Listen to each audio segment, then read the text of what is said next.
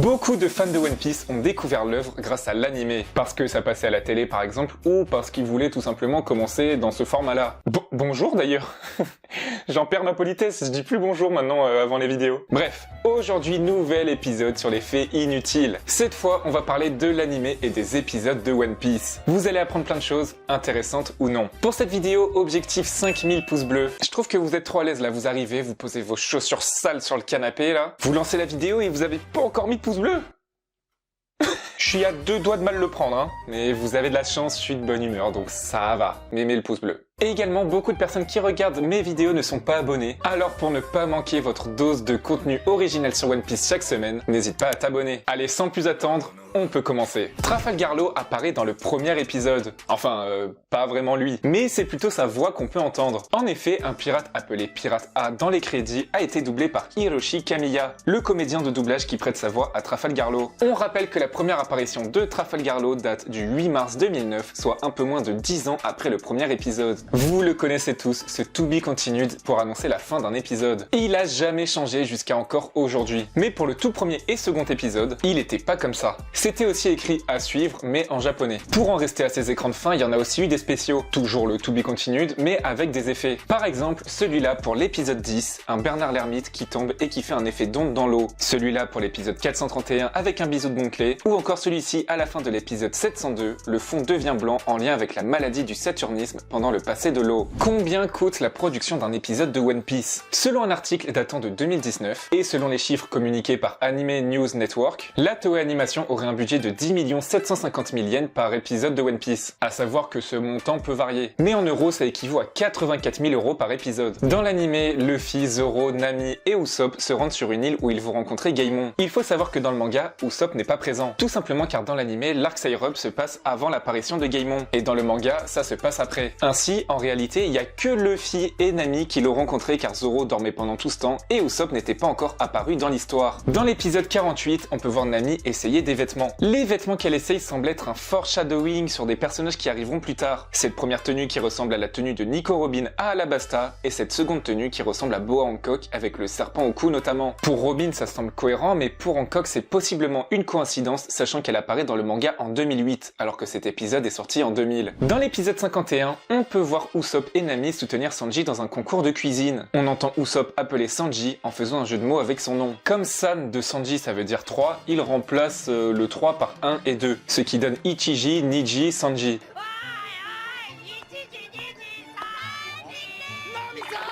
C'est bien sûr qu'une coïncidence, mais vous avez compris. Personne ne se doutait qu'à ce moment-là, Ichiji et Niji existaient vraiment et que c'était les frères de Sanji. Imaginez la réaction de Sanji s'il savait. Dans l'épisode 64, on peut voir Usopp qui présente à Luffy sa belle structure de neige. Mais est-ce que vous remarquez le problème? Je vous le repasse? Allez, encore? Ok. Est-ce que vous aviez remarqué que la fourrure de sa botte est blanche alors qu'elle est censée être marron? En effet, c'est une petite erreur qui est corrigée par la suite. On s'en fout? Oui, totalement. Mais je rappelle que c'est des faits inutiles. Début de l'arc Alabasta, épisode 102. Luffy a mangé un cactus hallucinogène qui le rend complètement incontrôlable. Zoro essaie de le raisonner et Luffy hallucine et voit quelqu'un d'autre à sa place. Il voit Crocodile à la place de Zoro. Ce qui est marrant, c'est que Luffy, à ce moment-là, n'avait encore jamais vu Crocodile de sa vie. Dans l'épisode 117, on peut voir Crocodile allumer son cigare avec ses 2 mains. Il s'agit d'une erreur parce que normalement, il a un crochet en or à sa main gauche et il a plusieurs bagues qu'on ne voit pas non plus. Pandaman est un personnage que Eiichiro Oda cache de temps en temps dans son œuvre. C'est ce qu'on appelle un easter egg. Et l'anime reprend ça en cachant aussi des Pandaman dans quelques épisodes. Il y aurait environ 85 Pandaman qui apparaissent dans les 1000 épisodes de One Piece. L'épisode 188 est un peu spécial car c'est le tout premier dans lequel aucun Mugiwara ne fait d'apparition. Même pas dans le récapitulatif de l'épisode précédent. Vous le savez, mais les épisodes de One Piece étaient auparavant au format 4 tiers. C'est pour ça que sur nos écrans, sur les premiers épisodes, il y a des bandes noires. C'est le format qu'on appelait format standard et qui était le format de projection historique. C'est à partir de l'épisode 207 qu'on passe à un format 16/9 et donc plus de bande noire. Dans l'épisode 226, il y a une erreur. Attention, vous avez 5 secondes pour trouver. Hop, et oui, je pense que vous l'avez remarqué, il y a 2 Zoro. What? Enfin, franchement, je sais pas comment ils ont fait pour pas s'en rendre compte. Épisode 95, Ace voit Luffy et rencontre son équipage. Encore une erreur, on enchaîne, mais est-ce que vous arrivez à trouver l'erreur? Si vous connaissez bien Ace, normalement vous captez direct, elle est plutôt facile. Allez, je vous laisse 5 secondes.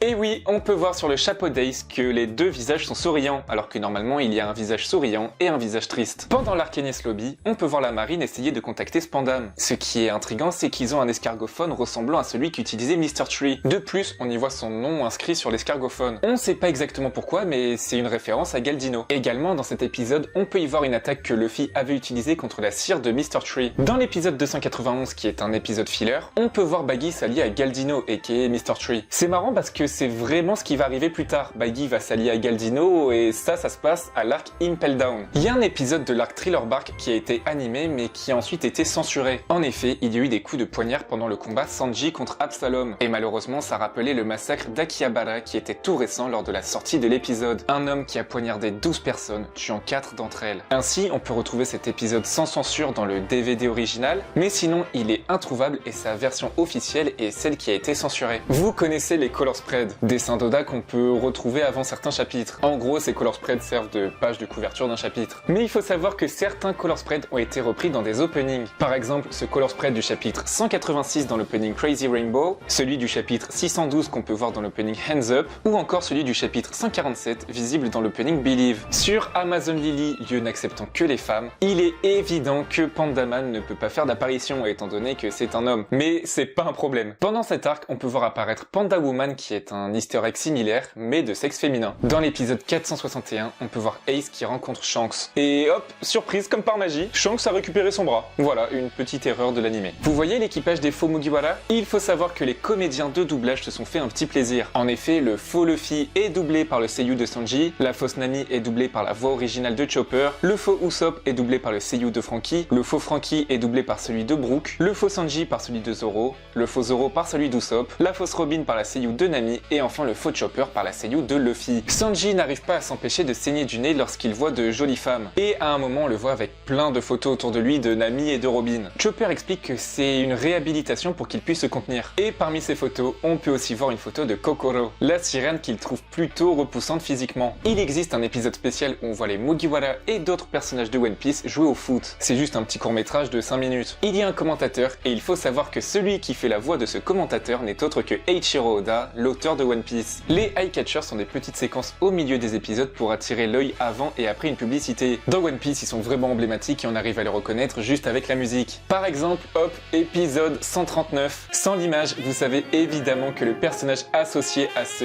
eye catcher est Zoro. Et oui, normalement oui, je sais, c'est celui de Robin, mais il est arrivé à plusieurs reprises que le thème musical n'aille pas avec le bon personnage. Genre par exemple, dès le premier épisode, c'est le thème de Luffy, mais avec Zoro qui apparaît. Voilà pour ces faits sur l'anime One Piece. J'ai vraiment essayé de chercher des faits que la plupart des gens connaissent pas. En tout cas, les faits inutiles, c'est vraiment une série qui me plaît parce que j'apprends aussi des choses en faisant mes recherches. Si ça vous a plu, n'oubliez pas le pouce bleu, objectif 5000 pouces bleus. Abonne-toi pour augmenter ma prime, on se retrouve pour une prochaine vidéo. Ciao tout le monde!